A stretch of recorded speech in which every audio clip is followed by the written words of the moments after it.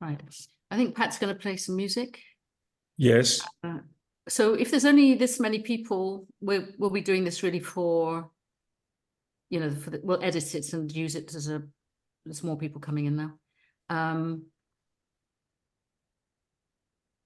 We could just open for questions, or we could go into breakout rooms. We'll play it by ear, okay? All right. I'll let people in now. Have fun.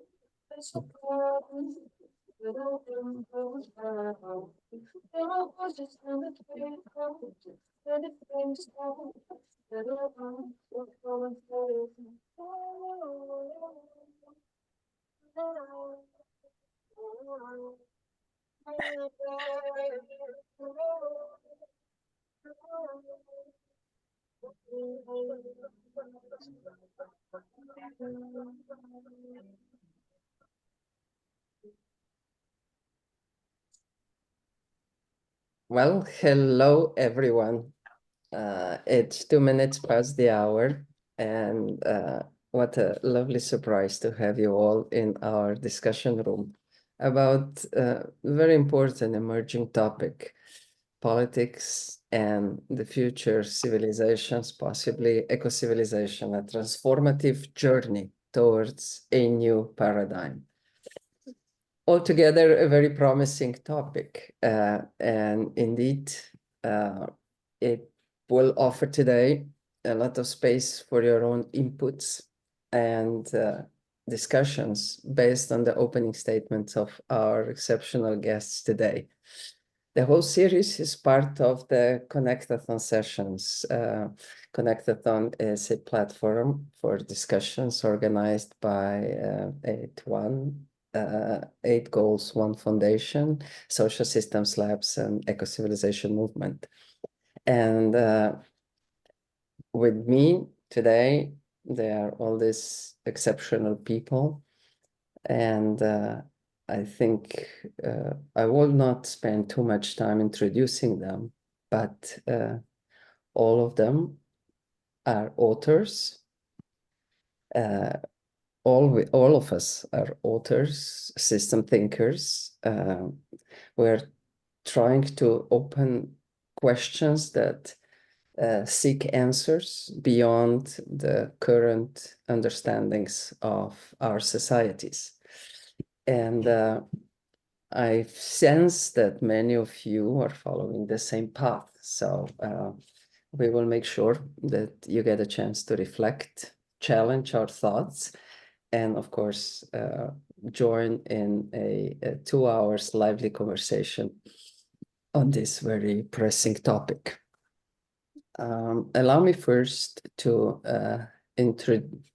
use this time for a couple of introductory points, and then I will invite my colleagues to join in. First of all, I think we all agree we live in very dynamic times, but probably in the past, pretty much that was said for every single period, because that's what life is all about, is an ongoing, constant change. And it sometimes seems that only humans try to freeze the evolution in time and space and keep it the way it was for the future as well. And as we can see, we are seriously challenged on that kind of attitude, and usually that ends up in a destructive force and in destructive consequences of our acts. But let's just take a moment and clarify a few of the basic concepts we will be dealing with today. First, civilization. What is it? And the most generic definition would be that civilization is generally defined as an advanced state of human society containing highly developed forms of government, science, culture, industry, and common social norms. Civilizations, which is very interesting, when you look back, at least for the last 10, 12,000 years, you will see that they're often responsible for their own decline. However, it would not be fair, but admitting that their self-destruction is usually assisted by different forces, either natural or emerging new powerhouses of human emerging societies. What I found very interesting is also that when you study civilization, it's often stressed that the theory of normal accidents suggests that complex technological systems regularly give way to a failure. And if anything, this should be of a close observation in our societies today. Eco-civilizations or eco-civilization definition often refers to a holistic societal model that integrates ecological sustainability and environmental harmony as fundamental principle in the development of human civilization. It envisioned a harmonious coexistence between humanity and the planet, recognizing that the health and prosperity of both are intertwined. And this seemed to be very alien to our current political and social frameworks. We are somehow trying to find a way back, but because of the lack of systemic approach, it seems like we are failing more often than succeeding. And it is somehow a consequence of industrial mindset, which defined the last 400 years of human civilizations and kind of pushed first humans to alienate ourselves from nature later on, and pushed us to start living in the cities and serving this industrial system. And then, of course, that was not enough in order to contain people focused on the interest of the industrial mindsets. We needed to alienate humans from each other. And in many aspects, we've done that quite successfully. However, even that was not enough. With so-called Nature 3, with the virtual world, we seem to be alienating humans from ourselves. And that's, of course, it's a very reasonable question then. What's the future of human civilization? Are we ready to replace it with transhumanization concepts?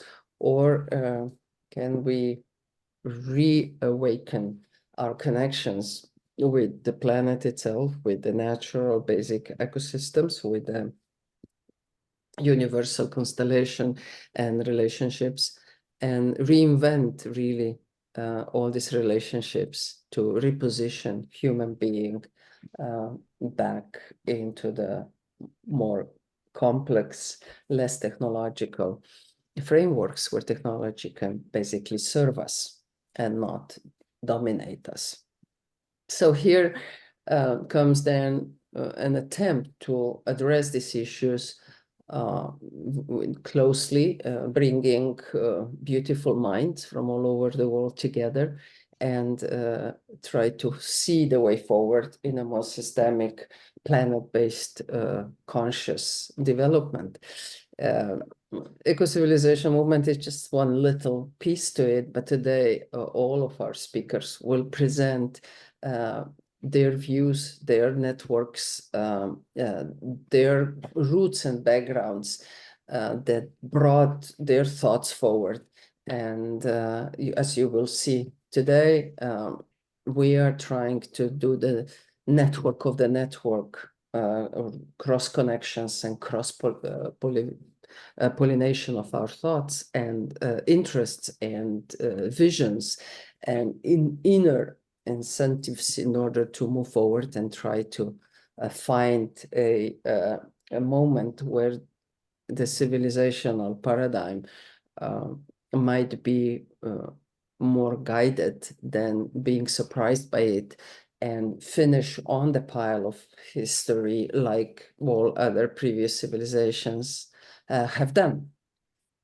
So Ecocivilisation movement is basically purpose-driven disruptive cluster, inviting us to unite in a respectful, collaborative endeavor aimed at the safeguarding our planet as an ecological heaven within our galaxy. Sometimes it seems too big to look the big picture, but only when you really look at the big picture, you can see the situation that you're in. If we take a look at the role of the planet Earth in the constellation of planets, all of a sudden we see what a unique and unbelievable planet that is, full of life and constant evolution. So sometimes we really need to invite ourselves to take this broader view. And considering that we as humans are invited, that we uplift societies by cross-connecting and harmonizing with the laws of nature and the profound resonance of the source vibration of the universe, which is light, white light, and on the planet Earth, we call it love. So how does politics fit into the framework of this civilizational paradigms? Well, again, if we take a look at the last couple of 100 years, we will see that our society has been shaped by 7 drivers of power, which are very active today. Among others is corporations, media, aristocracy, religious institutions, science and technology, culture and sport, and politics. All these have direct access to resources, or rather they are granted the managerial power in order to deliver their goals. And for some reason, at one point, these goals became more and more alienated from the overall interest of the society and became a subject of elite, self-called elite groups, who instead of after prosperity, they are after power and also very egoistic self-fulfillment. And that's where the anarchy and decadency comes in, especially in the forum of destruction, which is not always a bad thing, as we will probably hear from our next speaker, but definitely needs to be, we need to be aware of it.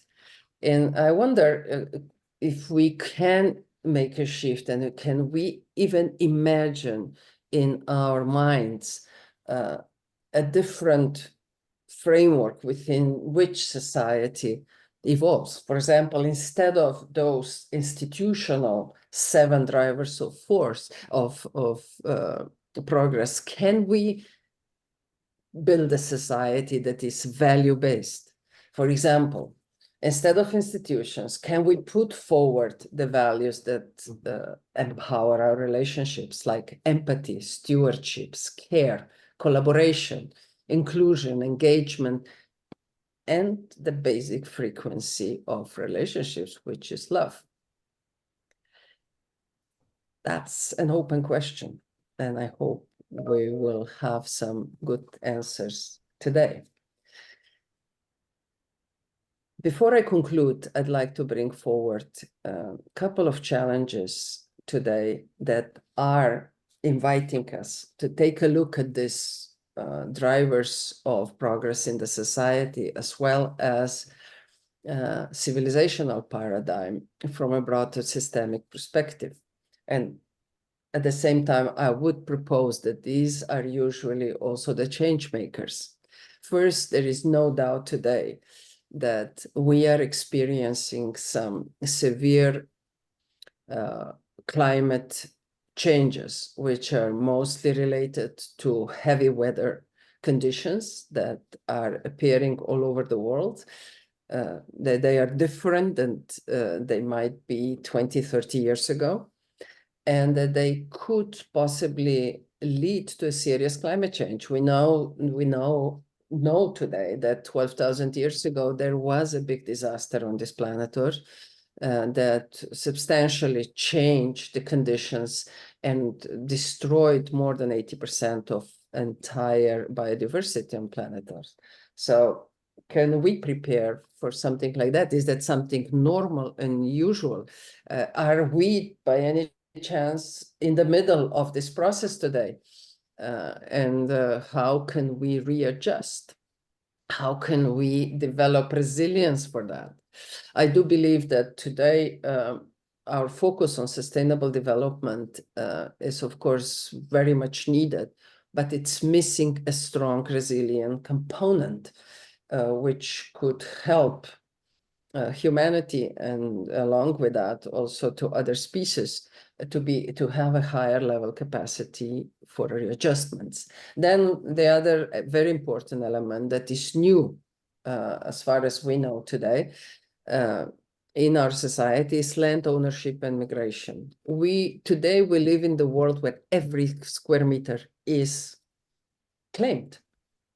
So every migration, no matter how small, is causing serious societal disruptions and possibly leads to even political conflicts that sometimes result in very severe conflicts and wars.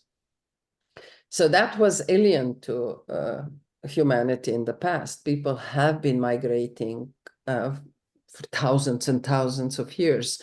With every kind of climate change and severe weather changes, people started to move and look for better places to live.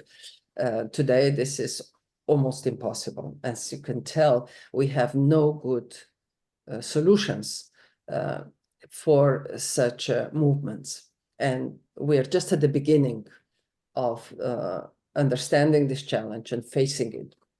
Then is global connectivity, which we haven't had such a connected world that is accessible to pretty much every individual and every organization as we have today. And it's a good question. Is this a plus or is it a minus? It's bringing a lot of good, positive conditions.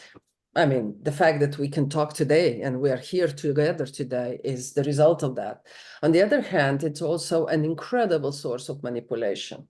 So how to develop a human inner spirit and consciousness strong enough that she or he always knows what's right and wrong?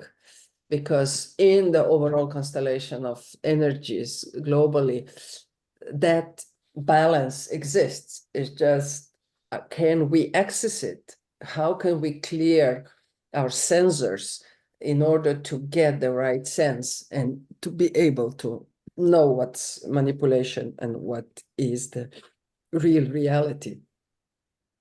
But last but not least, I would like to really bring forward the issue of corporate influence.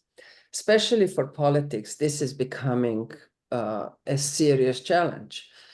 It almost seems like the corporations are trying to prove that countries can no longer serve the needs of people, and they try to offer themselves as the next solution. Of course, this cannot be a bigger delusion, because corporations, no matter how socially responsible they always are responsible to their stakeholders, and they need to generate value for stakeholders, which means to a elite group of owners. And they don't have really responsibilities to nations. State has to deliver the well-being of people who live in a certain area and belong to a certain political framework. So this is seriously challenged, and it couldn't be more applicable than discussion about the future of politics and what kind of role it can play in the world that is forthcoming, and how can we co-create something that will serve us based on already acquired awareness and consciousness as humans, individuals and collective. We learned from all isms that happened so far that only when you bring the needs of individual and of collective in a balance, that's where you can get then a balanced society. We're still failing to reach that balance, but at least awareness is there and we know what to seek for. So I hope I did bring some of the points forward that could serve us as discussion points during today's session. And I'd like at the end just like to put some statements forward about the politics, the way how I see it today. And it's worth saying that I was at the core of this politics and I could experience it, and I could now observe it from the outside as well. Politics is probably one of the last sectors of society that is not open for innovation. So politics is all about power and not innovation. So how can we bring that spirit to politics? Because I think that could make a big difference. It has no inspiration at this point, but only manipulation. And every election is just a great manifestation of that, because politicians promise, make big paroles, and then they forget who they serve. It's almost like to be elected is the goal. And once you get there, the job is done, instead of understanding that that's just a beginning. So I can then say that there is no care, there are only numbers. A huge space for improvement and future development. So with that, I would like to invite my dear friend Uffe to pick it up. He is the person who's always strongly driven by his ideas. Not only that, he knows how to manifest them. He manifests them well, and I hope, Uffe, you don't, you're not angry with me when I say that you are a real anarchist. And I respect you for that a lot, because you have no compromises in that respect. You go for it, you want a change, and you don't want systems to get comfortable with themselves. So the floor is yours. Thanks, Violetta. Maybe I would reframe it and say I'm either a Buddhist anarchist or anarchistic Buddhist. I don't know in what the way we should describe it. Anyway, I'll try to, first of all, hello everyone. It's great to be here, and thanks for the invitation. And I think that my little presentation will overlap for sure with what you've said, Violetta. I will try to cover it from my perspective. And for those who don't know me, I'm sitting in Copenhagen. So I'm speaking from a very Danish Scandinavian point of view. And I'm totally aware that I'm living in a very privileged corner of the world with all what that takes. I'll try to do a world premiere now because I want to share my screen and I've never done it before. So let's see what happens.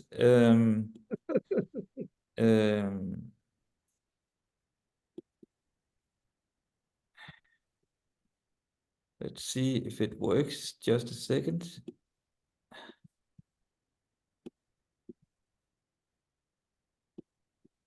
Okay, I hope you are with me still. My plan for the next 10 minutes is try to just share where I am in my life and in my thinking these days, and what I'm really struggling with, but also in a creative way, is how can we go from the old system to the new system. If I look into my life, my last 40 years of work, actually I have been split in between working in the old system, like a city councillor or member of the Danish parliament or minister for culture. But that's only part of my work story, because I've also been getting a lot of experience working in the new system, and both as a CEO of the youth movement and organization called the Frontrunners. I've been the founder and the principal of the 𝗘𝗰𝗁𝗁𝗂, and lately also founding the first Green Party in Denmark, and been a party leader for that, the Alternative. So my own personal life story has been split between living in both the old system and the new system.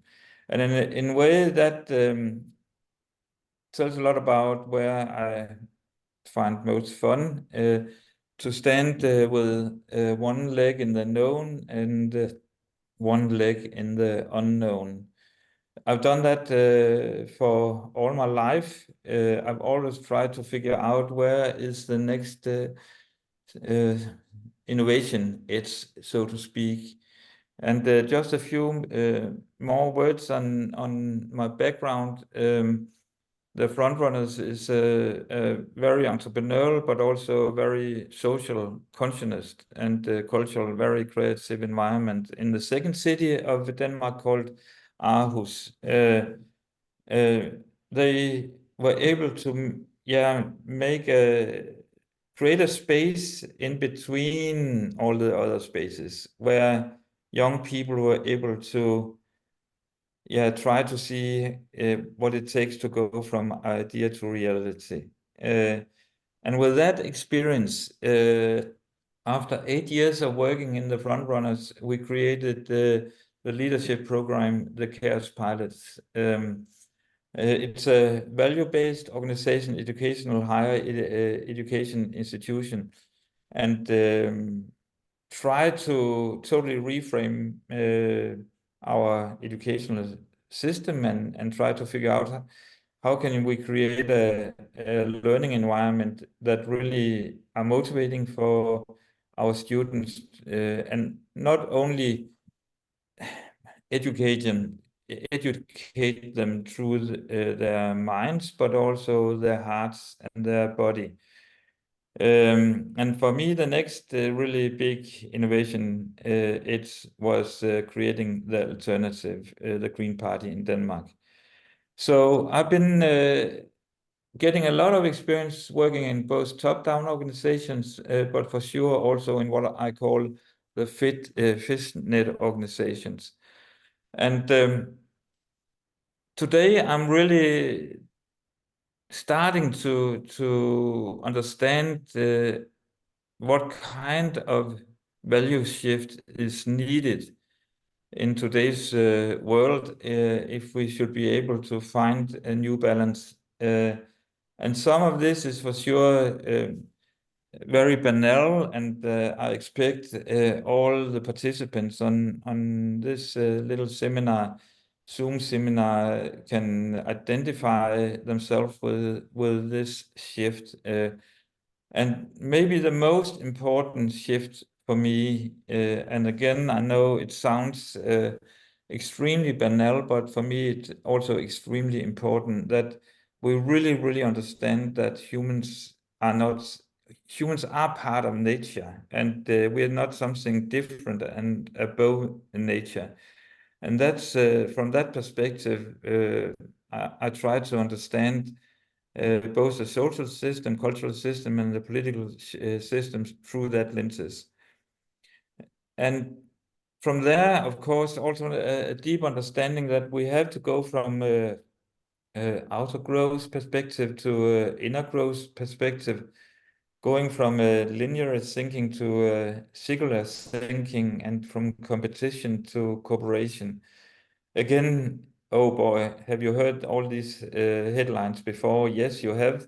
But it's an ongoing process to really to understand this in a very deep way and integrated it into the way you work, the way you live, and the way you love. So from competition to cooperation, and from hierarchic leadership to a much more holistic leadership that really understand that we have to understand people on so many different levels, and understand that motivation is different from you than me, and how can we move the old system from which is driven from motivation by power and status to a new system driven by motivation, by meaning and purpose.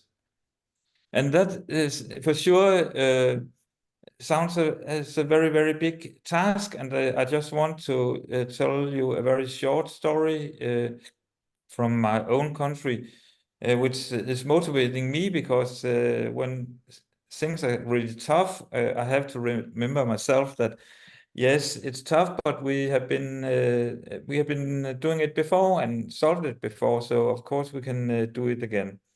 So when I speak about the Danish society to foreigners or international guests, I will always try to describe the development of the Danish society through this understanding that we have been through what I call the first social innovation wave. And it started all the way back to 1814. And for those who don't know Danish history, and of course you don't do that, something very important happened in Denmark in 1813. And that was the year that Denmark went bankrupt. We allied ourselves with Napoleon and was not part of the winning team.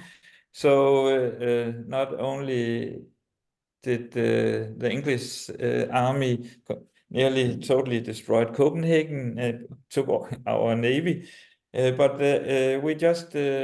we went completely economically bankrupt. So why do I then focus on the year after 1814? The reason for that is that that was the year we decided that all kids from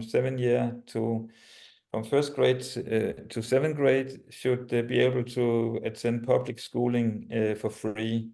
And if you just take that story really to take it in, that the year after we went bankrupt, and then in today's environment, that would mean that people would be fired, and we had to be much more effective, and we work many more work hours.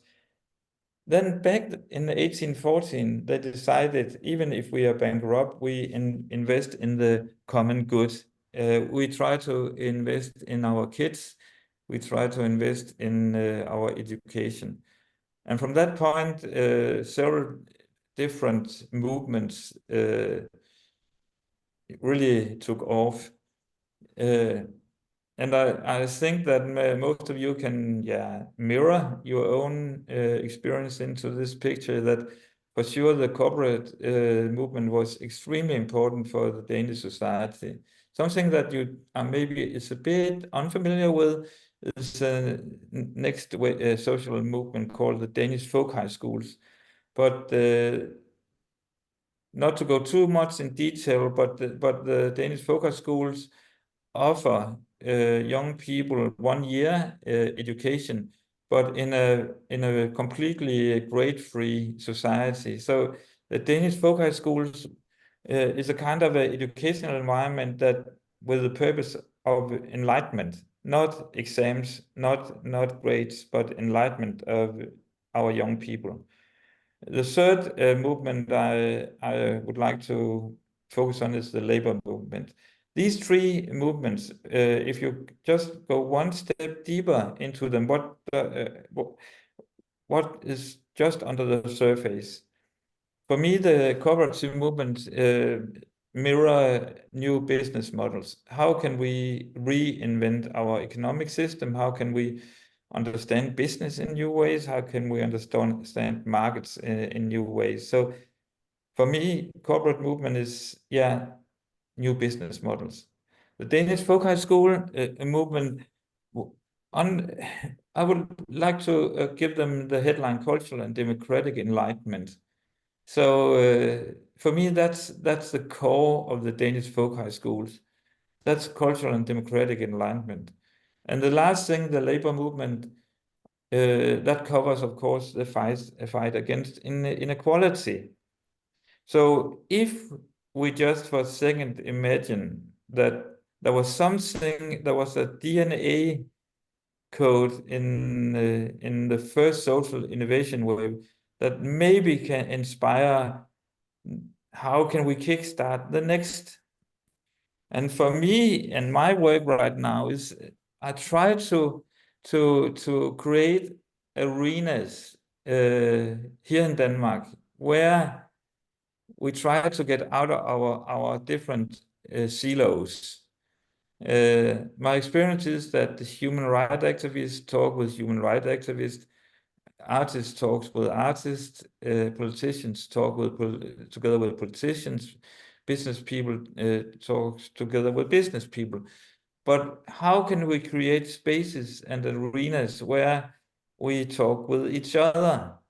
And what would happen? Just imagine that the people who are interested and are motivated by the fight against inequality meets the new value-driven entrepreneurs that meets educators and artists.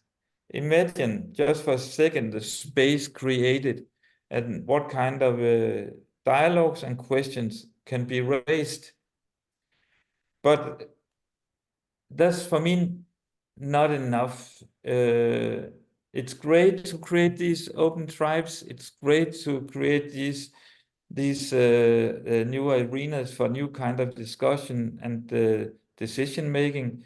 But we also try to figure out how can we get out of our us and them mindset and try to develop what I here on the slide has called the fifth position.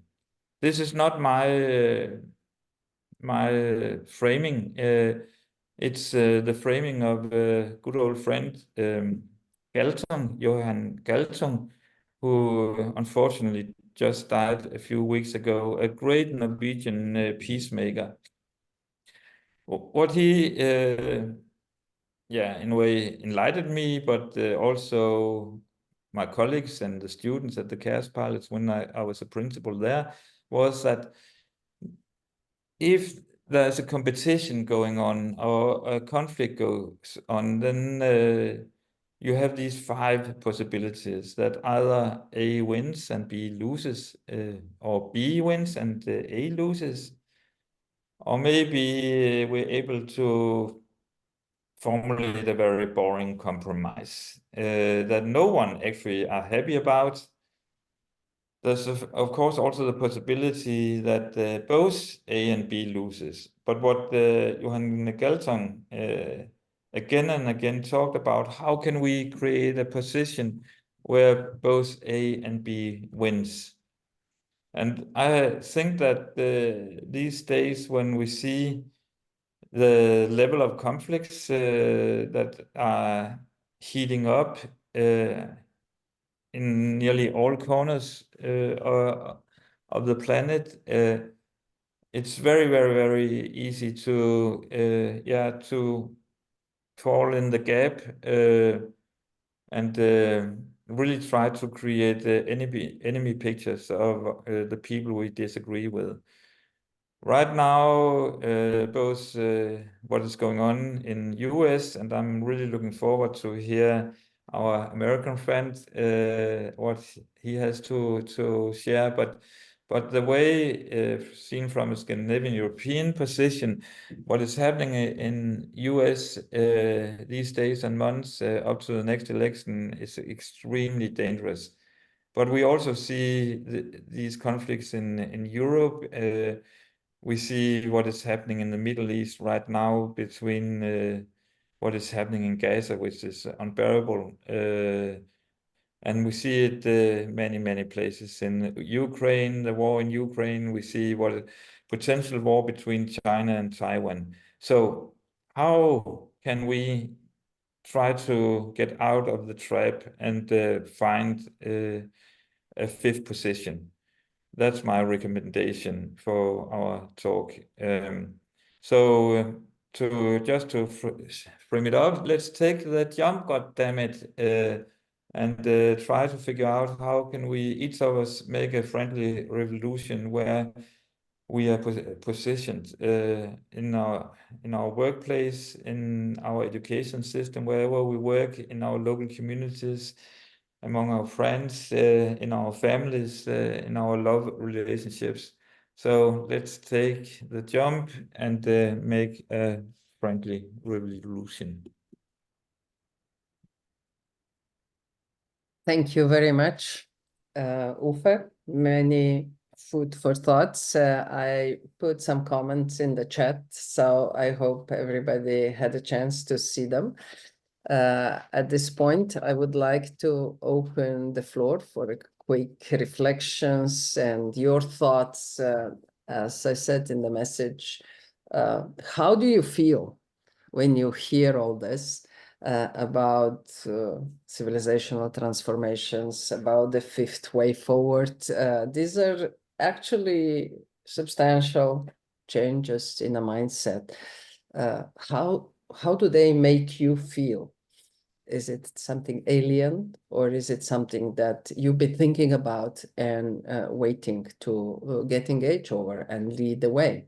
And Elke, please go ahead. Yes, thanks a lot, and great to hear you again, Uffe. Always really interesting to listen to you.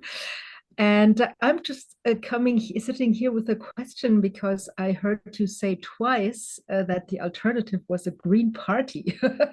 And I was a little bit surprised about that, because I think this ability to go beyond perspectives, like it was an aperspectival, so to speak, position that you're offering here, which I love, is not typically green. So I'm a little bit, I'd like you to elaborate on that, because I always thought you framed yourself as a meta-modern movement or something.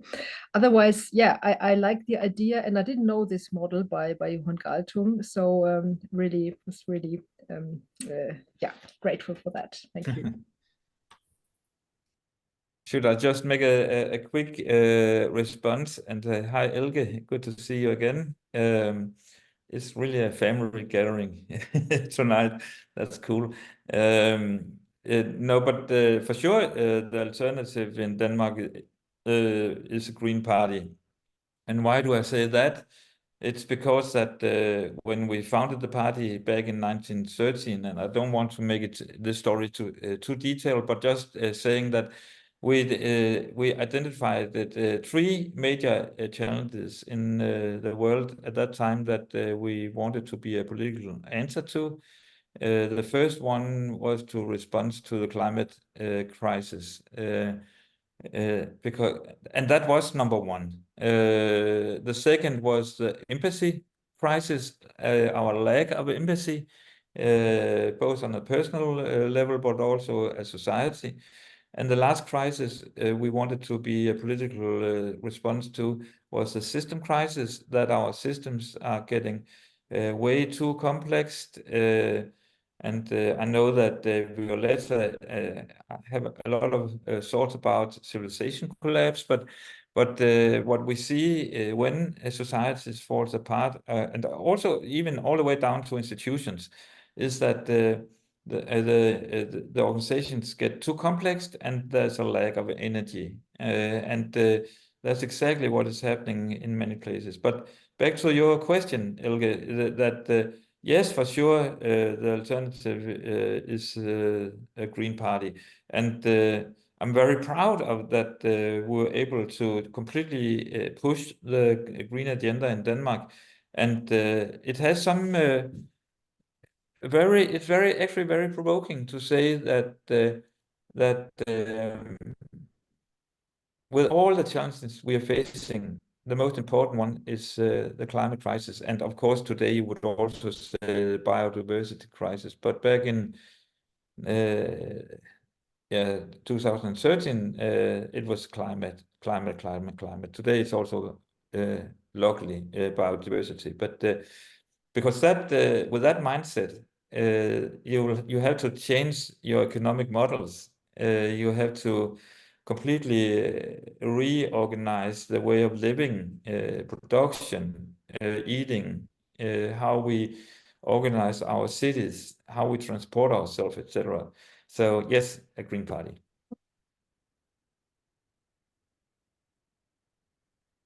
Anybody else wants to come in at this point and make a comment?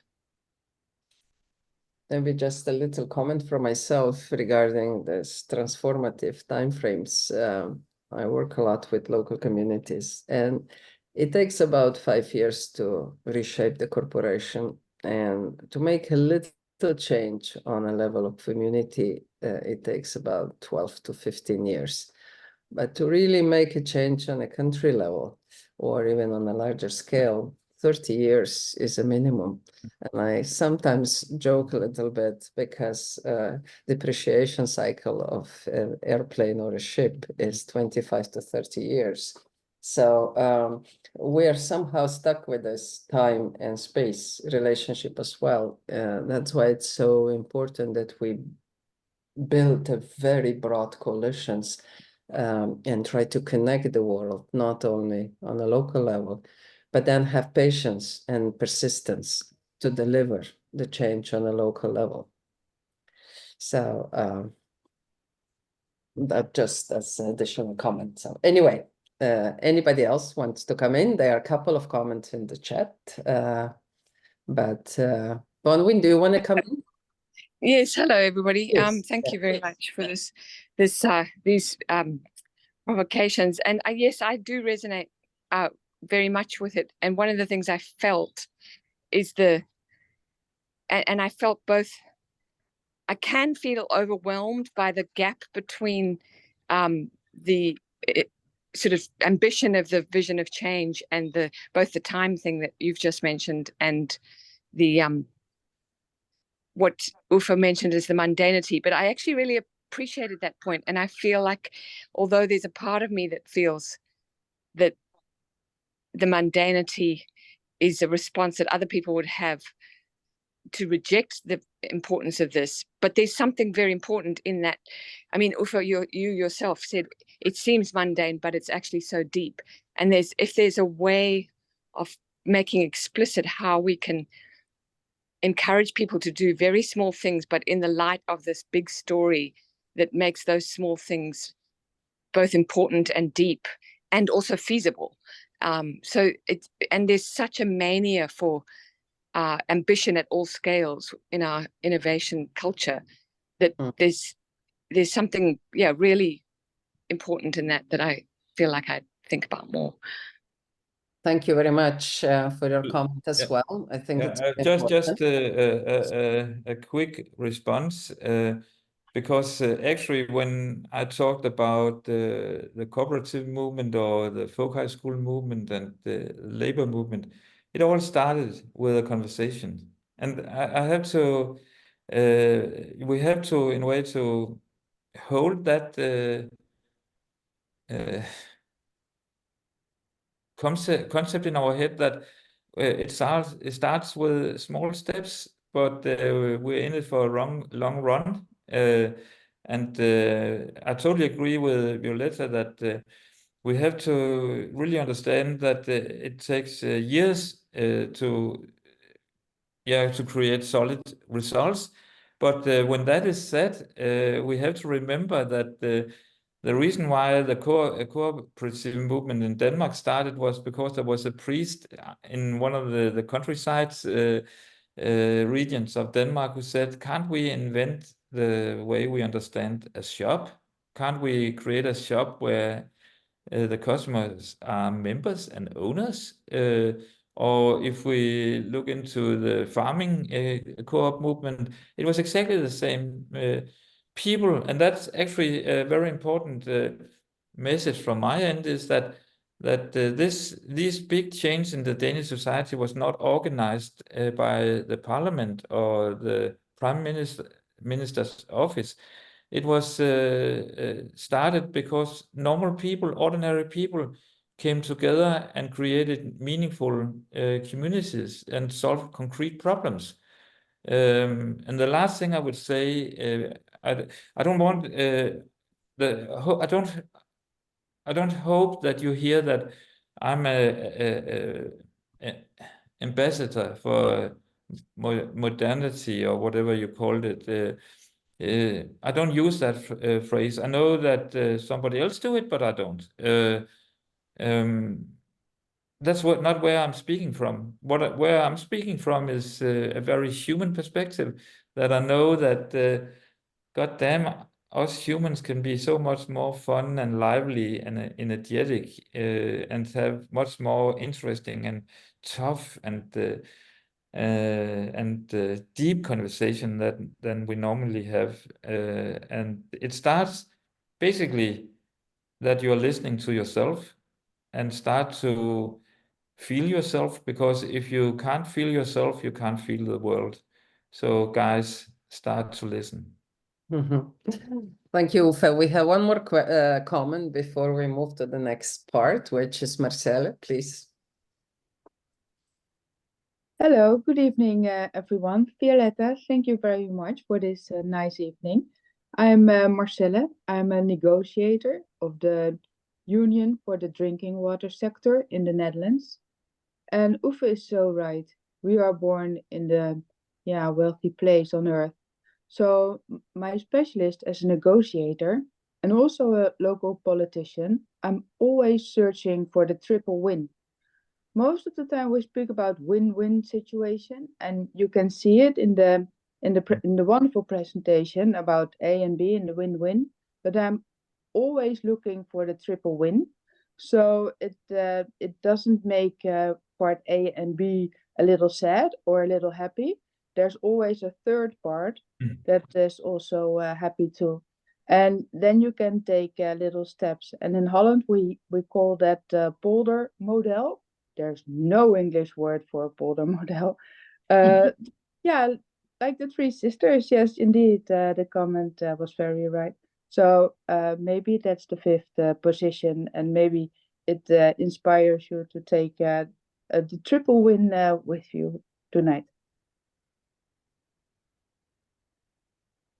Thank you very much for this affirmation as well, and share of your thoughts and experiences. And it's my duty to move on. We have two more important messages to hear from two very important groups. First, I'd like to announce Indra Anand and Pat Kane. And I hope you have heard about them, but if not, they are behind the Alternative UK, which is a political platform which asks the question, if politics is broken, what's the alternative? Very provocative thought, and they've dedicated their lives in order to find the answer to this question. Another very important message attracted my attention, and you will find it on their webpage as well, which says the human revolution has to occur on the inside first. So let's hear from them and be ready to make comments. And then last but not least, we will hear from Jeremy, and I will introduce him right after. Indra, Pat, the floor is yours. Thanks very much indeed. And thank you, Violetta and Uffe, for setting the scene so well. And we'll do our best to follow up well. So I'm Indra Adnan, and Pat, do you want to just introduce yourself? Hi, everyone. I'm Pat Kane. Hi. So we're the co-initiators of The Alternative, and you might immediately be thinking, oh, that's funny. That's another alternative. And in fact, it's true that we started our project 7 years ago, almost just the beginning of this month, actually, as a sister project, really, to Uffe Elbæk's party, The Alternative in Denmark. And now I'm also going to share some slides, I hope.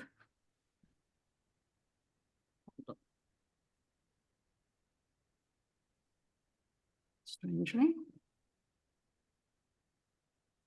There you go. All right, can everybody see that all right? Okay, so just by way of a very broad introduction, we began The Alternative UK 7 years ago on the 1st of March. And what I want to just bring into the frame and re-emphasize is that Pat and I had both been working in the arena of politics in different ways over decades, in fact. And we got to the point where we really did think, as Violetta just mentioned, politics is broken, what's the alternative? But what drew us to The Alternative in Denmark wasn't just that it was an experimental political party, but it had at its core this idea of human development, you know, the idea that human beings themselves are ready for something new. And having watched Uffe's work with the Chaos Pilots and other, you know, work in the cultural sector, having been a minister for culture as well, we knew that this was very core to a shift in politics, that it should really emphasize human capacity again. More than that, maybe, when we actually first met The Alternative in Denmark, the reason we were so drawn to that party and its members was the sheer energy. It had, you know, the force of attraction. And it was so very different from anything that we were experiencing in politics up to that point. So literally, you know, the idea that politics should be something that is full of joy and energy, and it's very compelling, and it's drawing young people, and it's being successful. This was really a power that we wanted to somehow share in. So Pat, maybe you'd like to. Sure.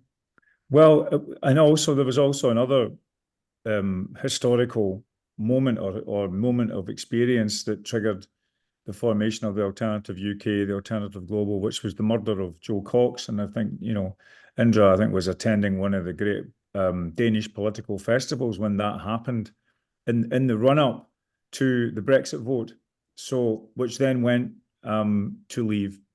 So the whole role of the whole question of exploring new forms of power beyond official politics came to a dramatic head. There was clearly a failure of official political discourse and official political practice. Couldn't be more spectacular a failure and tragic and drastic a failure than the assassination of Joe Cox. So one of the very early emphases that we had, I'm an artist and writer, and as a soft power advocate and psychotherapist, is that we had to think about where the emotional need was in politics alongside the material need. I mean, simply, this is a tale that what they call feels over reals is a story of populism. It's a story of politics over the last 15, 20 years. And it's about time that it was addressed in its fullness, not just with numbers and statistics, as Violetta would say, but also with an understanding of human nature, human emotions. We need an emotional literacy so that we can have a proper politics. So when we began to look outside of when we began to look at the statistics around political parties, as we were all part of a party politics, we discovered that, in fact, only 2% of people in the UK, and this is a pattern across Europe and America, only 2% of people are actively members of political parties. So that's a very important statistic, because then you have to ask the question, what are the 98% doing with their energies and their times and their desires for some sort of agency or power? So shifting our attention for a new politics away from the current political system and beginning to see that we need to resource it amongst the people, within communities, in the places where people gather, with the values that people are sharing with each other in their daily lives. That became the direction, the new direction, and the new resourcing of a political culture for the future. So again, core to, and we're going to rush through these slides quite a lot in order to, but which is why we're using images. And that's part of the message really, is that maybe it's more the images than the words that will really get across what it is that we're trying to achieve. So here we're talking about how our socioeconomic political system till now has really alienated human beings from themselves and turned us into numbers so that we can be better managed and we can become part of a system of economic growth, really leaving our human selves behind. How do we move on from that? And the goal, if you like, of a new politics that we began to formulate quite early is that we should be able to find a reconnection between the complex and emotional and spiritual world of the human being with the planet that we're living on. So to find this connection between the I and the world, we also had to find the vehicle, if you like, the we that can hold that space. So this I-we world axis for a new politics became the core, if you like, of a new possible political system. Pat, do you want to speak any more to these images? No, not really. I think we can get to the next one quite quickly, yeah. Yeah. Yes, and the question of the social question of what are the sort of forms of organization and community that can express a politics that fully explores full spectrum human nature is a really interesting question. And we've been exploring that, and we've been testing that and prototyping forms of that. We have an idea of citizens' action networks, or CANs, as containers for all those discussions about power and resources and meaning and purpose that evade and are beyond the party political framework, which is what meanings people are drawing from culture, their relationships, their thoughts about the planet, their thoughts about the universe. We've tried to invent new language for that, not institutes, but constitutes.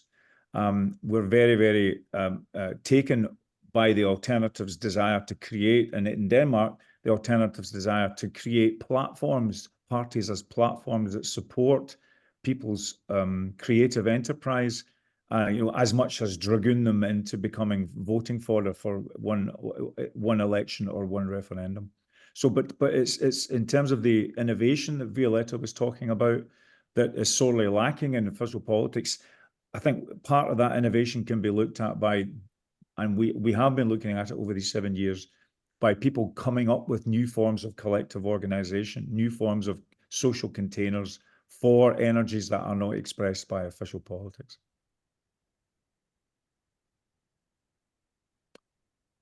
Shall I speak to this, Indra? Mm-hmm. Yeah, very briefly. And we've tried to really address this practically. So, for example, if you want to express the full humanity of a community, it probably needs a media appropriate to that can reflect both their own local concerns, but also their planetary consciousnesses, the fact that they know they're on a planet, that there are forces across the planet, environmental, technological, that are coming right up to their doorstep. And so what is the media that can help people comprehend that? So we've been running something called the Daily Alternative, literally does what it says on the front.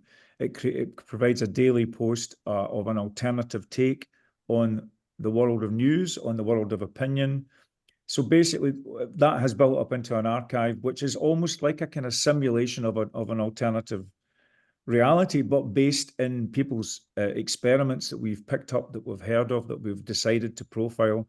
We have a very strong taxonomy on the blog, so that we actually are thinking quite self-consciously about the categories of reality that we want to capture, and that then will inspire action rather than create inaction or passivity or despair. So making your own media is one of the practical ways that we've thought that we could do a new politics, and that we've been encouraging people to build media capacity in communities, partly by experiment, but partly by showing by example, as this page illustrates. Mm. And I would say perhaps less simply news or opinion, and more, from the front lines of I, we, and world. Yes. So we do regularly report innovation in the world of self-development. We're reporting from the ground about community agency networks. And then we're always trying our best to link that to new news and understanding, not simply of the planet, but of what we call cosmolocalism, how human beings are able to connect with each other at a planetary level. So all this while we're weaving, if you like, a new story about the possibilities for our future, arising directly from the innovation that's taking place on the ground around the world. Yep. So one of the global phenomena, one of the things that we noticed over this 7-year period, we've begun to notice it very early on, is that there's a pattern. There's been a pattern arising for many decades of communities of all different sizes moving into relationship with themselves, crossing the traditional divides that have been offered to them or forced upon them, let's say, from the national level. And people who are living together in a place, wanting to come together to meet each other, sometimes to bring social entrepreneurship, sometimes to begin to solve local problems. But this desire for people to come together in the place where they live and begin to reflect and address the multiple crises that we're reading about. Now, in some cases, it's a very low-level connection. It's it's mainly just conversation, people making relationship, creating some kind of convivial spaces. But others are very, very ambitious. And you'll recognize some of these, the Transition Towns Network that wanted to be, towns full of people practicing permaculture and wanted to signal to the rest of the country we're the forerunners of a green future. Some of them are eco-villages. I think, Violetta, you know a lot about the eco-villages. Again, they're modeling new forms of community, new ways of living together. We found a lot of these in South Africa, particularly during COVID. They were forming very quickly. And across the different parts of South Africa, the more privileged, the less privileged, there was a very good connectivity with people helping each other out. So this idea, and of course, Cooperation Jackson is a cooperative of which there are, as Uffe described, hundreds of thousands across the world. This pattern of people coming together, forming kind of circular communities, trying to respond through in nature. We think of this as a kind of fractal organizing, because they have a lot in common with each other. It's not that they've instructed each other. There's no top-down authority saying there's only one way to do this and you have to do it this way. These have sprung up fairly spontaneously in relationship to each other, and because of the internet are now able to connect and sense their commonality. So in 2022, having blogged like this for 5 years by then, we got the sense that there was so much activity going on globally that was still quite disconnected. Not that many people, people don't necessarily know about each other's enterprises and innovations. So we wanted to offer some idea, just an image, if you like, that there was somewhere to go with all of that. And we named this idea Planet A, and we said it's open to all. Pat, maybe you'd like to speak a bit to what we call Planet A. Well, I think Planet A is an example of eco-civilizational politics, because what it says is it deals with the frame in which you're in, and to actually frame living on this planet as your urgent political task is something that we need to shift towards. And I think the imperatives of eco-civilization compel us to be planetary citizens. But how do we practically do that? How do we break that ambition down into specific spheres of action? And so there we have, you might be able to see on the screen, we have the alternative media system, which I was just talking about. iPlanetarian, I guess this is what we're doing right now, is talking about a planetary eco-politic, a cosmo-local politics.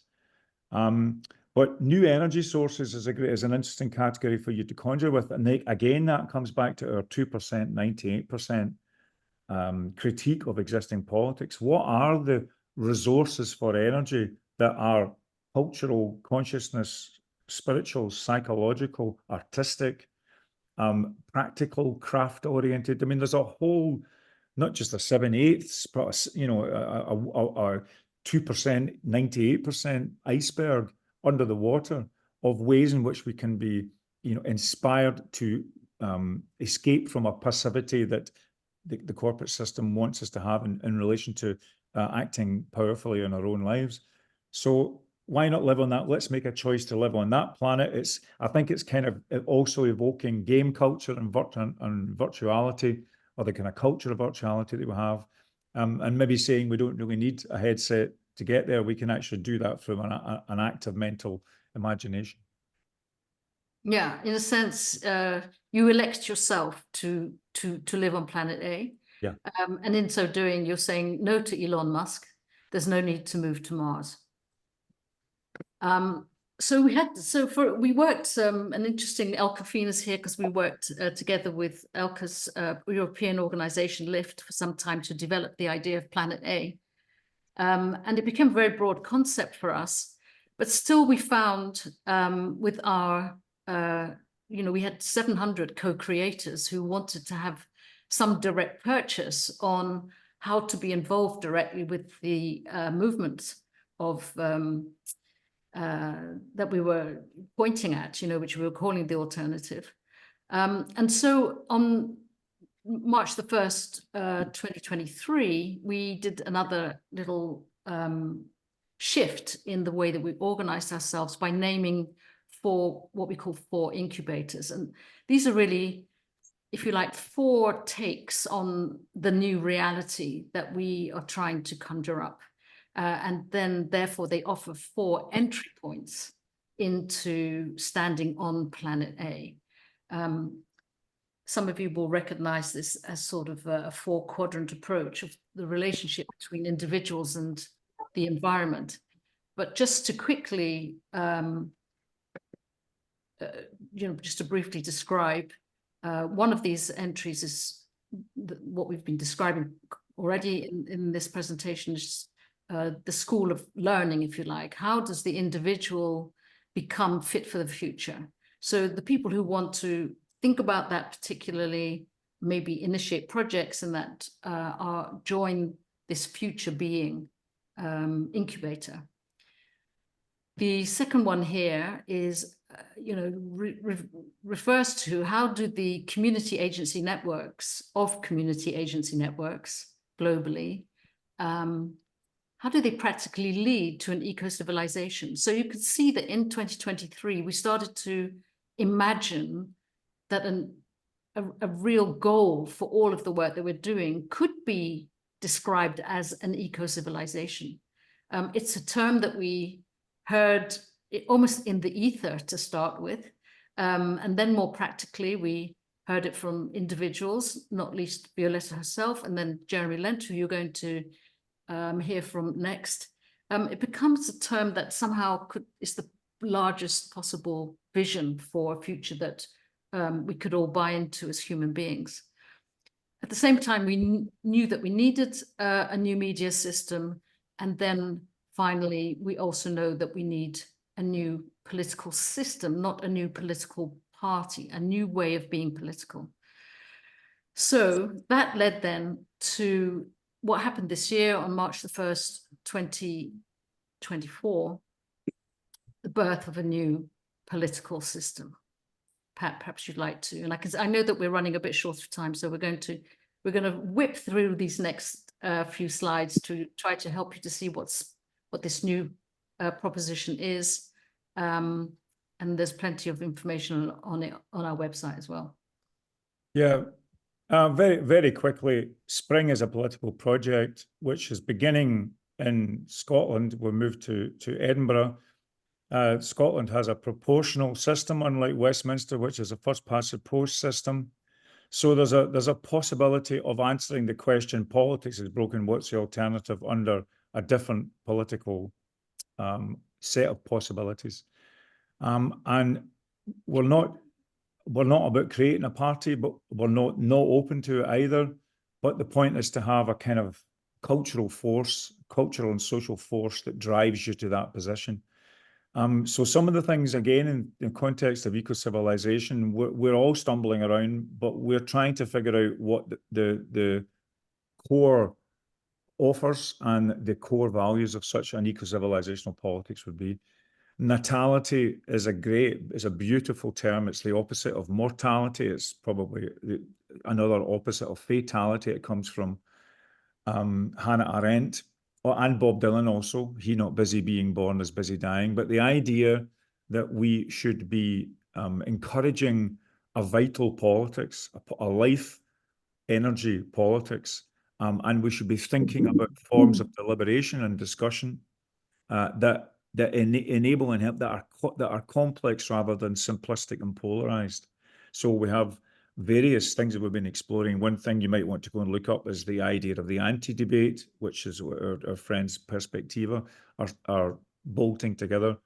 But the whole idea is that if we should try to have a politics that is emotionally literate, that is participative and collaborative, and to some extent in bringing people together to think about themselves, their immediate environments, the planet and the future, prefigures the eco-civilization. There's an awful lot of possibility for that inventiveness to be happening, but you kind of have to win the heart battle first to get people to be motivated to do it. But through new inputs and radical and novel inputs, we think that could be done. And I think that's probably the next slide, Indra.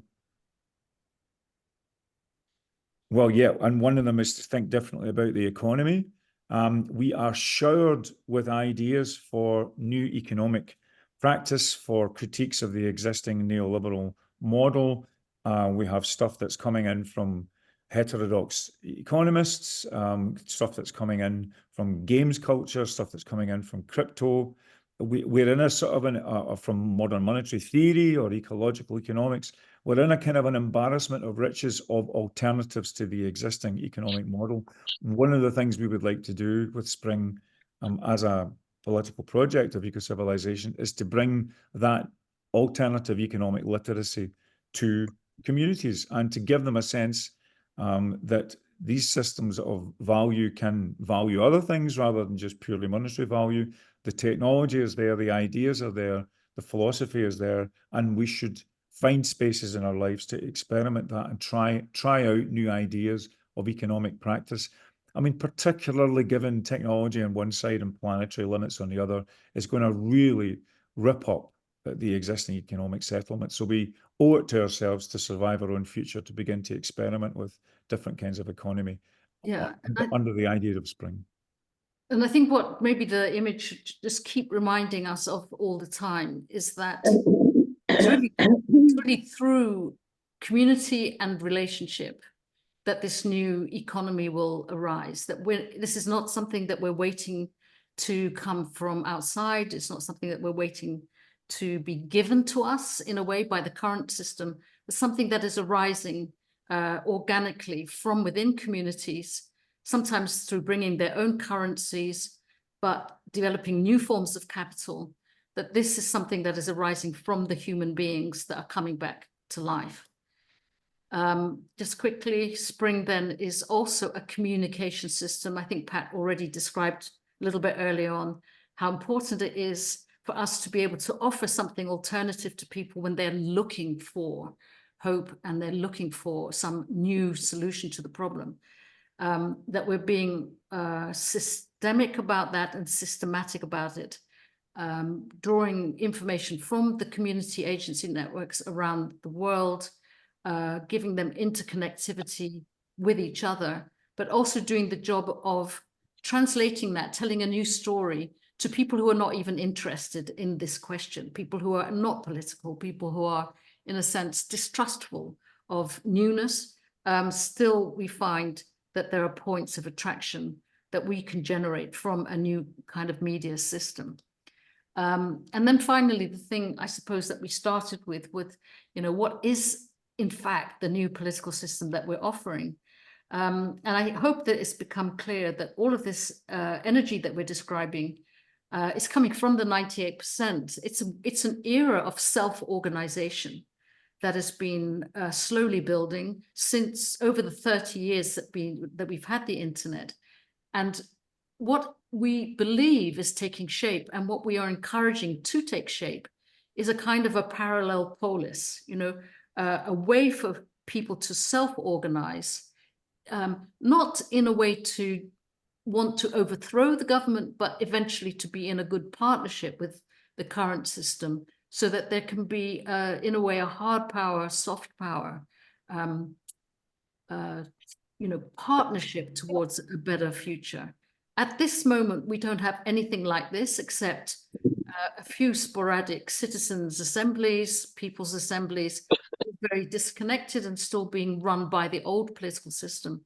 But what we're seeing right now, especially with the advent of new technology, is the possibility of all the community agency networks that we've seen moving into relationship with each other and beginning to develop some sort of self-governance that helps them to take decisions about their future that will influence the current system, but also support all the efforts of the people within that emergence. So that is, if you see the two legs up there, it's two legs, one body. The one on the right is really trying to describe what we see emerging now amongst people. That can be hugely enhanced over the next 5 years are going to be very crucial for that. Okay, we've been told we have to cut down and get out of here. So just to let you know that all of this political innovation may land itself in Scotland and hopefully the rest of the UK and all the rest of Europe. But we're here in Edinburgh to start the process. Next slide, Indra.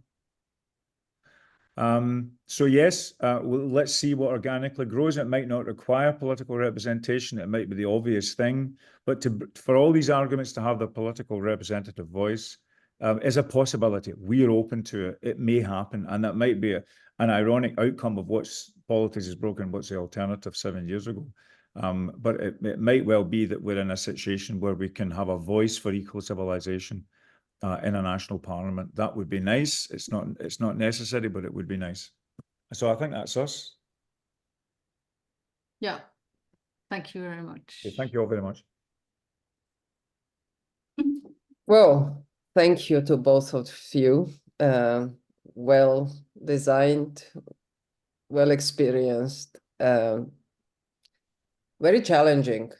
A lot of questions, but it's so good to see that something like this already exists. So thank you for giving your life for this. And let's hope we can jointly see the fruits of your efforts and your well-thought processes. I think this is a long-lasting travel. And the comments and reflections of every single person count, because only in a multicultural framework of reflections we can see really the way forwards and can see different challenges and opportunities.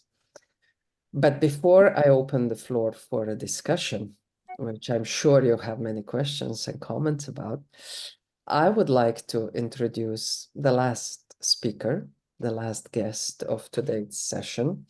And it's my honor to invite Jeremy Lent to the floor.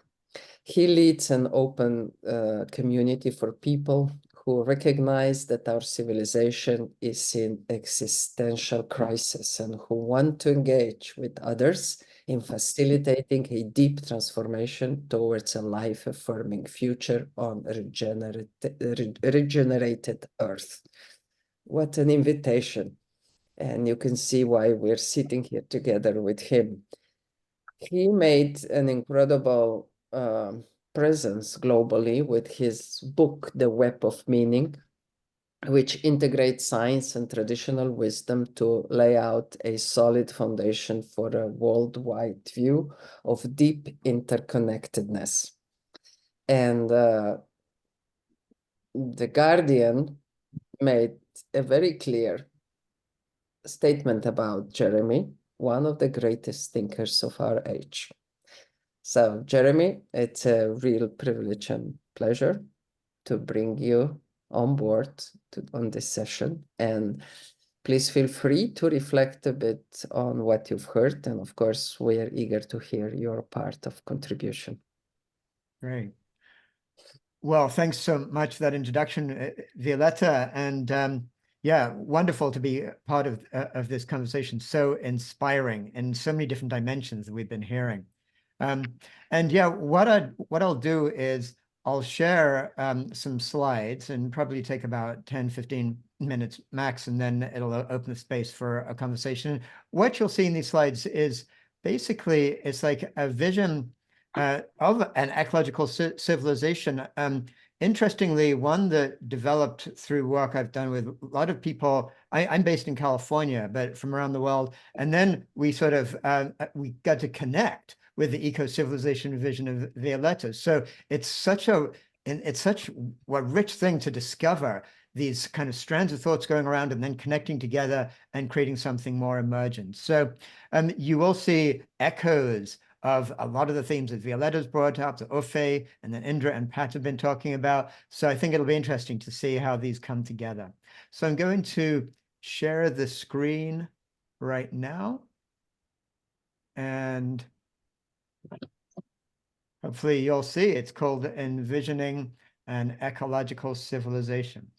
And well, basically, to begin with, I would like you to imagine essentially a computer program that's just run amok, that things are not working, is going completely out of control. And all around, computer programmers are trying to find these bugs to fix it. Every time they fix it with a bug, it only gets worse and worse. And then finally, somebody comes up and yells, "We've got to change the operating system." That's what I'm going to be taking you through, that idea of what it might be to change the operating system of our entire global Earth system. And I'm sure many of you are familiar with this kind of image, how we're rapidly heading for a precipice. This is the planetary boundaries framework that Johan Rockström and his team have put together. And yeah, just again, probably people are aware of this, but all around the world, scientists are like trying to say, we're going to end our civilization. We're on collective suicide if we don't do something to change this. So what this presentation is really about is exploring what that might mean to actually change the global operating system, basically from capitalism to one that is more like an affirmation of life. And we can understand, first let's kind of think about what this operating system is about. Ultimately, it comes from our dominant values of our world, which are really based on separation. I think this picture is iconic of what I mean by that. Everyone's so connected with their technology, separate from each other, separate from the food they're about to eat. And if you look at what that modern story of separation really is about, it looks like something like this, that nature is a machine. Humans are separate from nature. Humans are essentially selfish and competitive, that human progress arises from the conquest of nature, right? That the earth is a resource to exploit for human benefit. And the purpose of life is to, well, basically just get wealthy and powerful. Now, we're so imbued in this that it seems like, well, that's the way the world is, or that's how people are. But it's actually a very unique worldview that just emerged really for the first time in history in early modern Europe, with people like Francis Bacon, the prophet of the scientific age, who got people inspired with the idea that we can extend the power of dominion of the human race itself over the universe, or render ourselves masters and possessors of nature. And the Europeans at that time thought of humanity basically as white Western European Christian males. So they viewed they had a right to not just conquer nature, but conquer other continents too. And it was through that hold on a sec, this worldview of separation that came out from modern Europe led to see nature as a resource, others as resources, led to these ideas of human supremacy over the rest of nature, white supremacy over other races, leading to extraction and exploitation as underlying values of our system of global capitalism that we have today. And we're truly dominated by global capitalism, although to the point that 69 of the world's 100 largest economies are not nation states, but transnational corporations, just like 𝗣ci𝗹𝗶𝘁𝗶𝗃𝗃 was mentioning earlier. And the thing about global capitalism is it's based on a requirement of perpetual growth. The values of companies are not based on what they're offering now, but what investors expect they'll be offering 20 years into the future. It's a system designed to mint billionaires, and one that's led to the greatest inequality in history, with roughly 24 billionaires owning as much wealth as half the world's population of 4 billion people. And the core design principles of this operating system, basically to maximize shareholder returns, keep growing at all costs, material consumption being a proxy of welfare, and non-human nature as a resource to exploit. And it leads to this extractive directive of monetizing everything as fast as possible, turning humans into conditioned consumers, exploiting every available resource on Earth. And as a result of that, we're basically looking at one of the greatest transitions in human history. We're either going to be headed for collapse as a result of this overconsumption, or to something like a sort of a fortress Earth or a technosplit, where the wealthy elites basically cut themselves off from the rest of the world that endures collapse. From a moral standpoint, maybe even more morally egregious than collapse itself. But this is the question: can we find that path of sustainable flourishing that's different from those two? And that's what more and more people around the world are calling an eco-civilization or an ecological civilization. And to get to that point, what is required is a transformation in the basis of our global civilization, from one that is wealth-based to one that is life-based. Essentially, a global cultural and economic system that would promote sustainable flourishing for humans and the Earth. Essentially, the overriding objective of the entire civilization would be to create the conditions for all people to flourish as part of a thriving, living Earth. And it's not just the work that Violetta and Indra and Pat and Ove and I are doing, but this is what's so exciting about this vision. It's shared by so many different groups all over the world. In South America with Buen Vivir and Sumac Korsai, and in Africa with Ubuntu. Indra's mentioned things like transition towns, people pursuing degrowth movements, spiritually, engaged Buddhism, deep ecology, traditional Chinese principles, different political movements. This is what's exciting, is that all these millions, ultimately, of movements are pointing towards this shared direction of a life-affirming civilization. And this can be based on the principles of ecology itself. Essentially, like how living systems self-organize. Because ecosystems, in fact, can remain resilient for millions of years if they're not being basically destroyed by human civilization.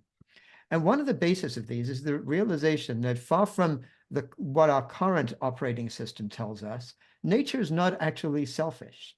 And evolutionary biologists now know, if you look back over billions of years, the great steps in the complexity of life on Earth that led to this abundant world we live in today all came about not through extra competition, but through increases in cooperation between different organisms. Life evolved through cooperation. In the words of systems biologist Lynn Margulis, life didn't take over the world by combat, but by networking. And in fact, when hominids appeared, it actually was arising not from us learning how to outcompete those around us, but from us learning how to cooperate even more powerfully than before. When our human ancestors, hominids, first found themselves in the Great Rift Valley in a different environment, they were vulnerable to predators. Those who learned to collaborate were the most successful. And over time, our identity expanded from self and kin to include the entire group.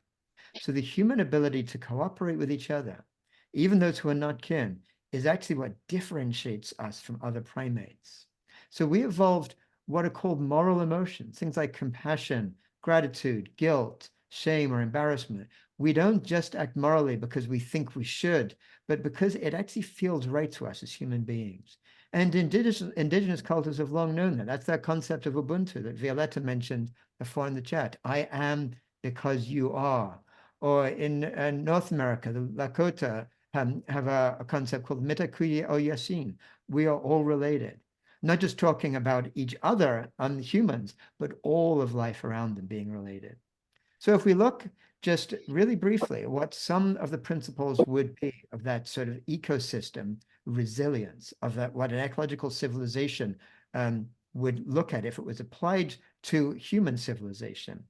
Basically, it looks something like this, that fundamentally this notion of symbiosis, that each party gains from a reciprocal relationship, pretty much just a scientific word of saying exactly that fifth alternative that 𝗣cie was mentioning earlier. And that would be really the foundation of an ecological civilization, leading to fairness, justice, equity, and individual dignity. Recognizing that nature is a holarchy, and each is part of a greater whole. And so the health of the whole system requires the flourishing of each part. That's known as fractal flourishing. We'd see it in terms of diversity, that a system's health depends on differentiation and integration, with the inherent right of each person and community to participate in cultural, political, and economic power. We'd see balance, with every part in a harmonious relationship with the entire system, to lead to like a steady state economy with equitable distribution of wealth and power. Subsidiarity is key. Like the grass, literally grassroots self-autonomy. The grass doesn't look to some other part of the ecosystem to tell them what to do. They grow right there in the grassroots. So in an ecological civilization, that means pushing decision-making to the lowest level possible in the system. And then there's embeddedness, recognizing humanity as being part of the natural world, as 𝗣cie and others have mentioned already today, tending Mother Earth rather than trying to control her. And finally, there's the concept of regeneration, sustainable flourishing into the long-term future. Here in North America, the Iroquois Confederacy had in their constitution that in our every deliberation, we must consider the impact of our decisions on the next 7 generations. So basically, to summarize, what we're looking at is a transformation in values, emphasizing the quality of life rather than material possessions, basing our choices, political, social, and economic, on our shared humanity, with justice and dignity for all, and building civilization's future on the basis of symbiosis with the living earth, where the flourishing of the natural world is a foundational principle. And we won't, of course, go into it in detail right now, but every one of those principles applies all across civilization. This is a key element of this vision. That doesn't just apply, we're not just talking about ecological economics or things like that, but every aspect of what we consider civilization can and needs to be transformed to be life-affirming. And again, I won't read even these out in detail, but these words you'll see there, things like universal basic income, distributed ledger and technology, rights of nature, disassembling patriarchy, citizens' assemblies. These are the kinds of specifics we're talking about, all arising from that foundational life-affirming basis. So if you do want to join this conversation online, Violetta was mentioning. I put the link in the chat already. Invite you to join the Deep Transformation Network. It's thousands of people from around the world who have joined. We have monthly live meetings, all kinds of stuff, asynchronous feeds going on. It's basically a global community exploring pathways toward an ecological civilization. So that's my prepared slides. Let me stop my screen share right now. And back to you, Violetta, if you want to take it from here.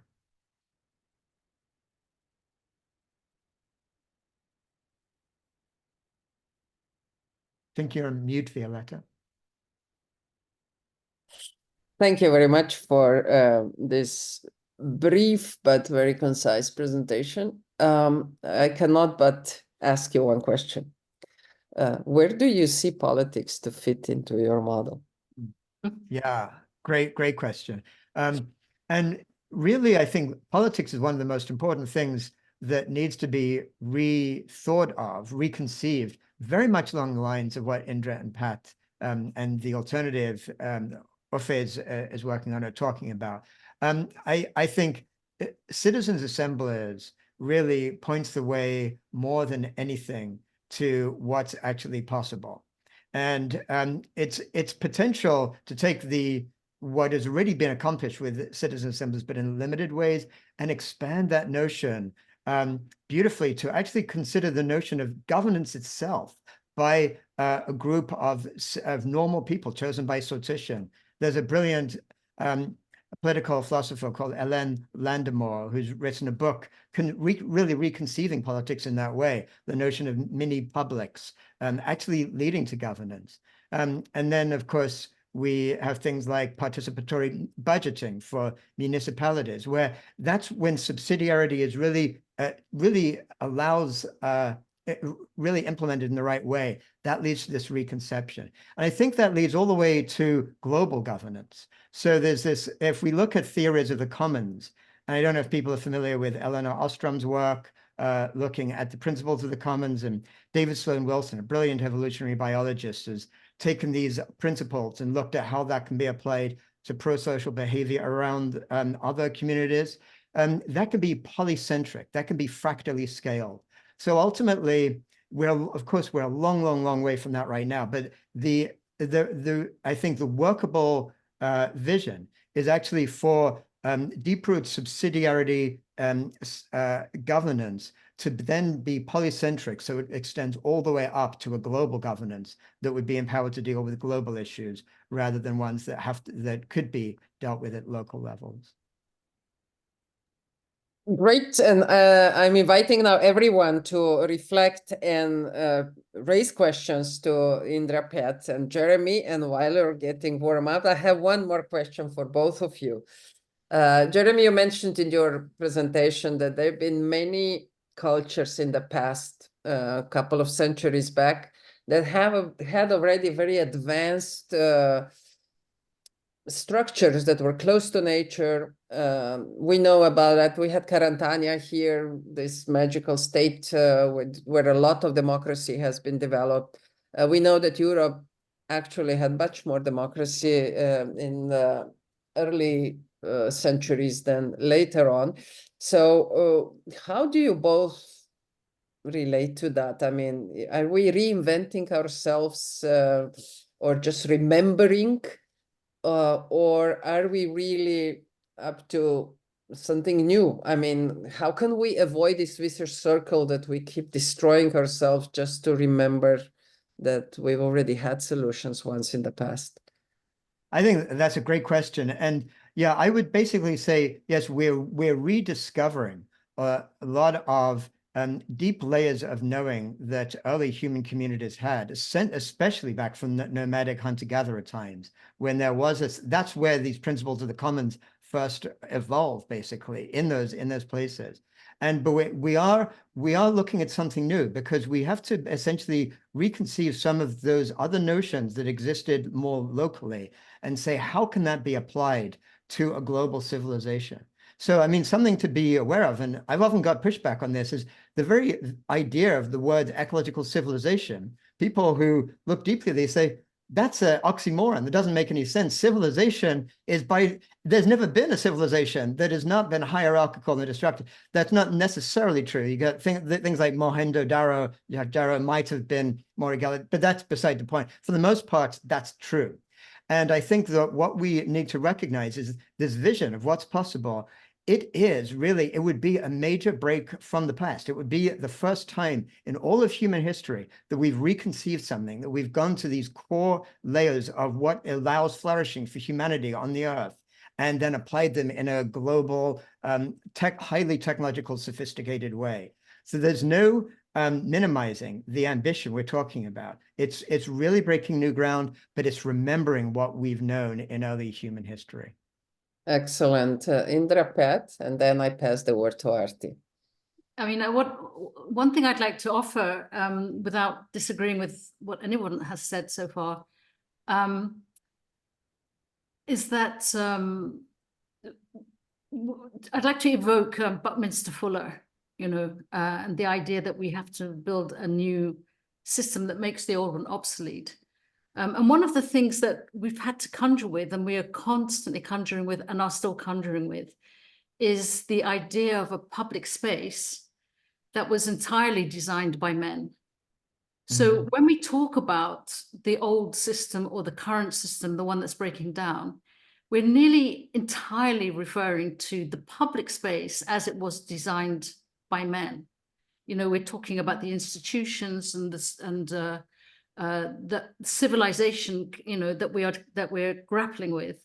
It sits in our head in that way. At the same time, we've always had a private space that was not the public space, that was more or less run by women. So whether we're talking about communities, or we're talking about families, or we're talking about what sometimes is pointed at as in indigeneity, women had a lot of power in that space. And what's happened over the last 30 years, and this shift that we've all been describing, is how the sensibility and the structures and the architecture that women create has moved into the public space. So I would describe it as evolution. It's not change in the sense of, it's almost impossible to change the old system to the new one. But if we think about what has been evolving because of technology mostly, our awareness, a changed public space, that's why I think we can talk about the future in a way that we've never been able to talk about it before. And that will continue that way, because we're almost describing now the feminization of public space when we're thinking about networks and the kind of ecological sensibility that Jeremy's been describing. Excellent. Arti, what do you think about it? Oh, well, thanks, Violetta, and thank you, Indra, Pat, Uffe, and Jeremy.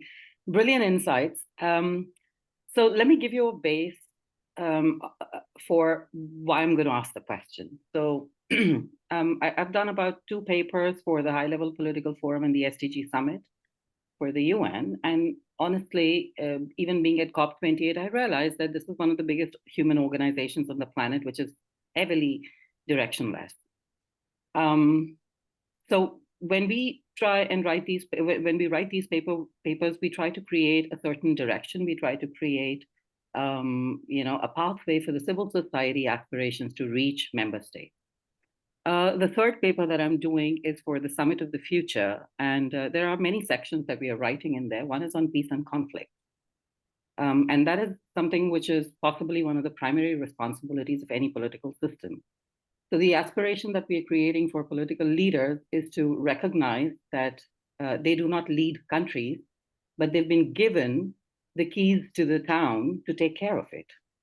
So it is about patriotism expanding beyond the boundaries of countries and going at a more planetary level. Now, when we look at peace and conflict as a system, there are 2 things that are acting on it constantly and intergenerationally, I would say. One is and pardon my saying that, kind of controversial, but let me table it, is the obedience that is expected and propagated through religious institutions, instilling fear amongst people to rise up against their circumstances. one. Second is, so it's a trick question. When there is no war in times of peace, how does conflict continue? Which is that one human organization or system that has zero error rate or minimal error, the most, the least error rate, and also is extremely collaborative. So like I said, it's a trick question. What comes to mind when I say, what is that human system that is just so foolproof? The mafia. Yeah.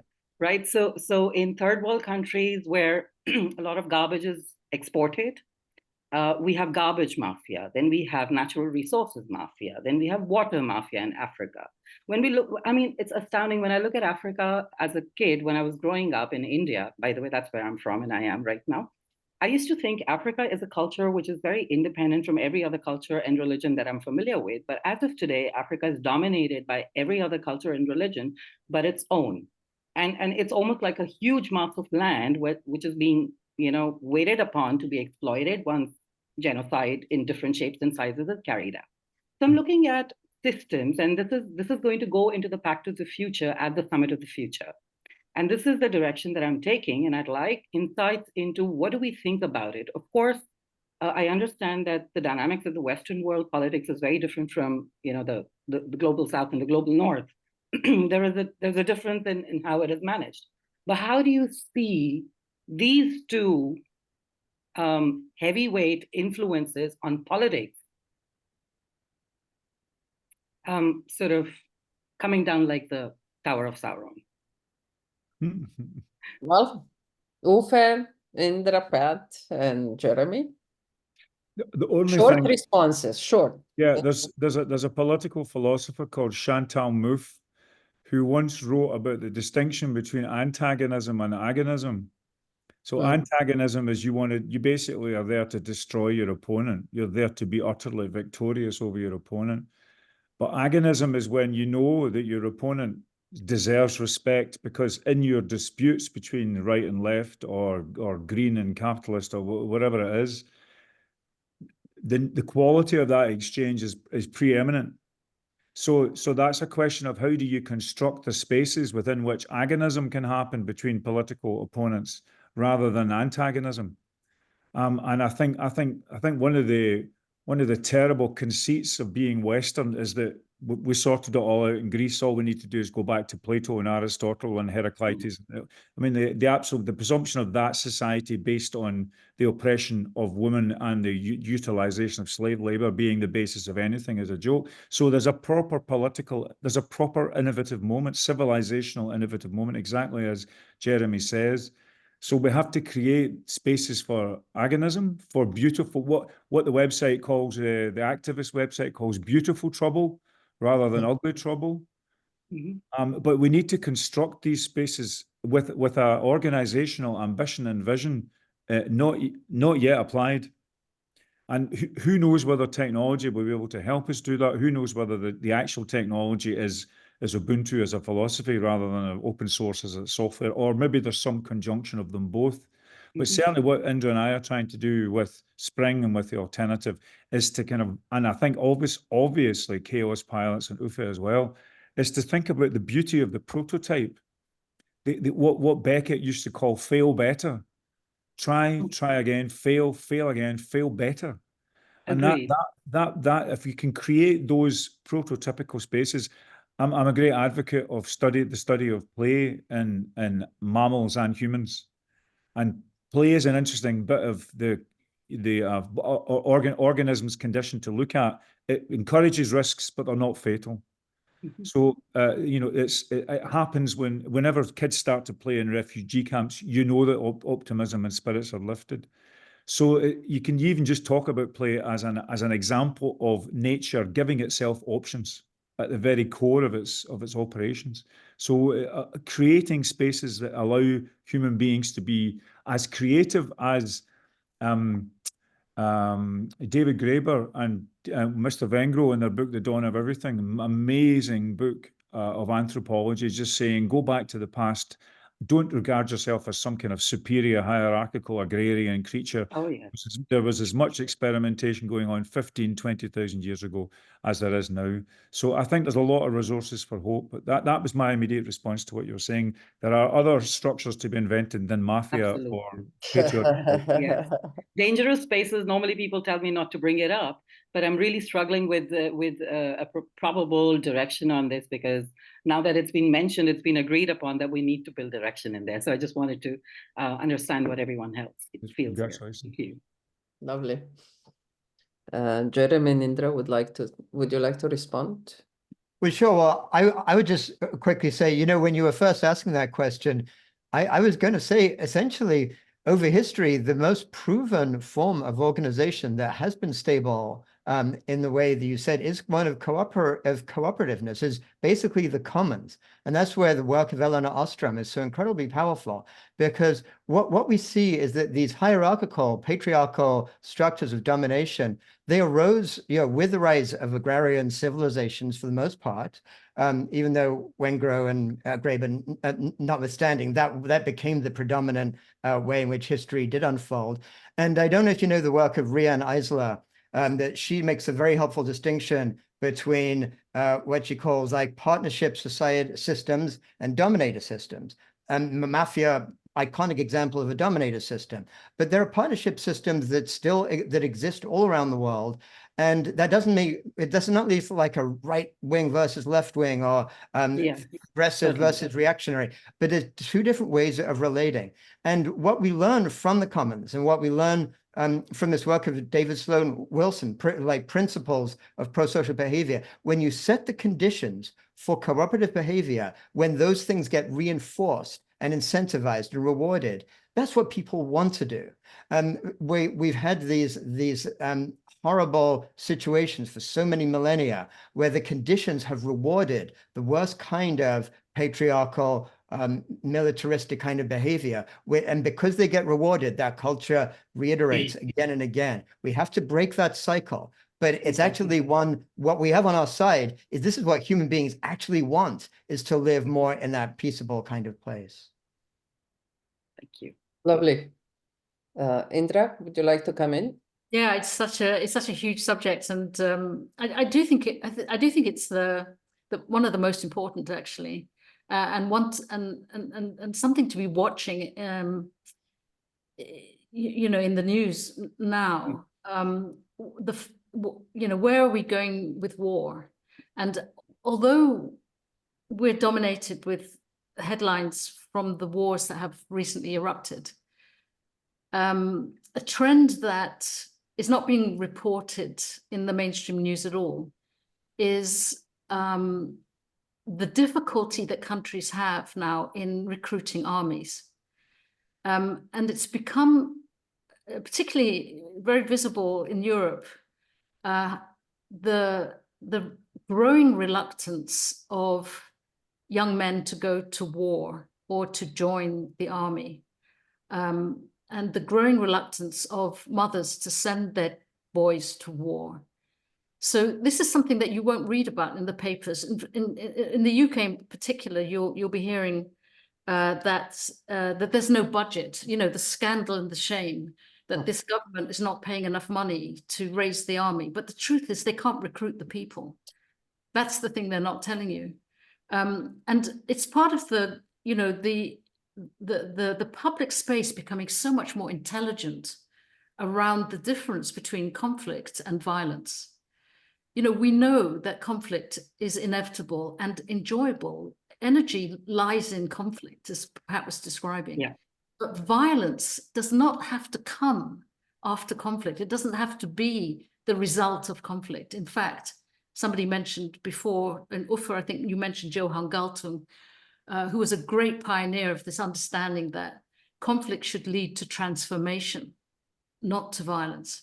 And that is the way contained groups of people, and when I say contained, I'm talking about families and communities, where there is a boundary around the people who are in the conflict, that they can really relate to each other, then conflict leads to transformation, because the community doesn't want to use violence upon itself. So this is just our growing intelligence in the public space that I think will have very clear outcomes for the future. There are people who don't believe that war will ever be obsolete. I'm one who believes it's absolutely can be. Thank you very much for this very strong affirmative comment, and that brought us to the end of 2 hours conversation. It went like this, and thank you to everyone to stick around, and I do want to especially thank Wendy as well for her latest comments, which are so powerful and valuable. I wish you came in live, but now I do need to seize the session. Thank everyone, and I hope that this is just the beginning of a long journey. And the research that was presented today by Ecocivilisation, by 𝗣cie, by Indra and Pat, and by Jeremy, we will continue to interweave, and we will continue to learn from each other, and we will continue to demonstrate that helping each other, supporting each other can actually lead to a stronger thoughts and actions of all of us. And if nothing else, I leave today's discussion with a very optimistic view that we are not in a vicious circle, but in a spiral one, where we are engaging in the co-creation of the future. And let's continue. It's a long journey. Let's continue to get closer to nature. For some reason, nature knows how to balance things all the time. We just gotta find our way back to relearn how to do it and how to be part of it. So thank you very much to all of you, and have a lovely evening, and see you at the next discussion. Thank you, Violetta. Thank you. Thank you.